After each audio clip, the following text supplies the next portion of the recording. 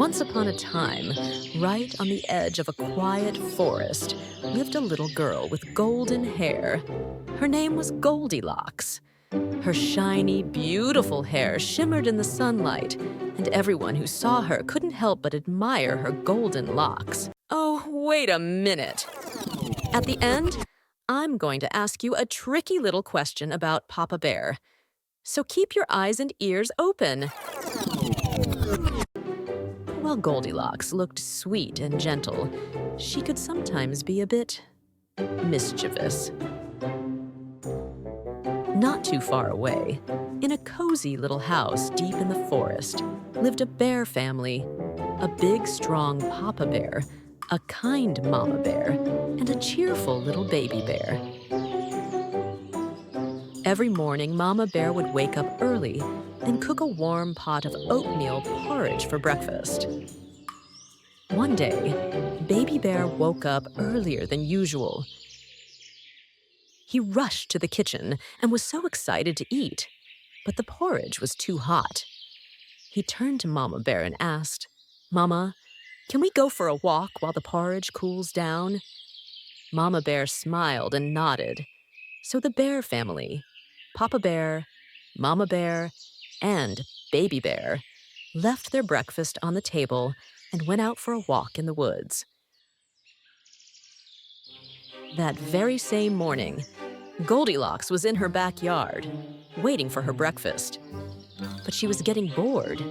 She'd played in the same yard day after day, and her eyes wandered toward the forest. I wonder what's inside the forest, she thought to herself. What if I just take a little walk? She looked around. No one was watching. And before she could change her mind, she giggled and ran off into the woods. She walked and walked, deeper into the forest. It was so beautiful. Tall trees, colorful flowers, chirping birds. Goldilocks had never seen anything like it. But soon, her feet grew tired. Her tummy rumbled with hunger. And when she looked around, she realized she didn't know the way back. She was lost. Just as she was about to cry, Goldilocks saw a little house hidden between the trees. She slowly walked up to it. She knocked on the door, but no one answered. She peeked through the window and saw something delicious, 3 steaming bowls of porridge sitting on a table. She tried the door again. This time, it creaked open. Goldilocks stepped inside and called out, "Hello? Anybody home?" But there was no reply. She walked to the table and looked at the 3 bowls. One was big, one was medium-sized, and one was small. She picked up a spoon and tried the big bowl first. "Ouch!" she cried. "Too hot." Then she tried the medium-sized bowl. "Brrr! Too cold." Finally, she tried the smallest bowl. She smiled. Just right." And she ate it all up. With her tummy full, Goldilocks looked around for a place to sit and rest. Near the fireplace were 3 chairs, one big, one medium, and one small. She tried climbing onto the big red chair, but it was too tall. She sat in the medium chair, but it was way too hard. Then she tried the smallest chair. It fit her perfectly. But suddenly, crack! The chair broke into pieces, and Goldilocks fell to the floor. "Oh no," she whispered. She got up and tiptoed into the next room.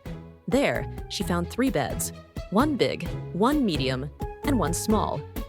First, she tried the big, red-covered bed, but it was too hard. Next, she tried the medium bed.